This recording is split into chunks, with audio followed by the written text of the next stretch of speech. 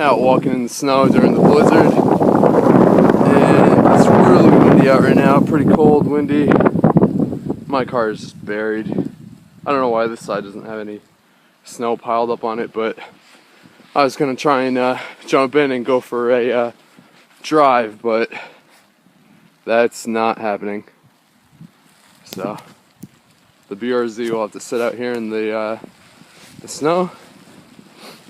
I'll clear it out tomorrow once the snow's done. We're about 12 hours into the blizzard, and if you can see that, it's well over a foot deep now. So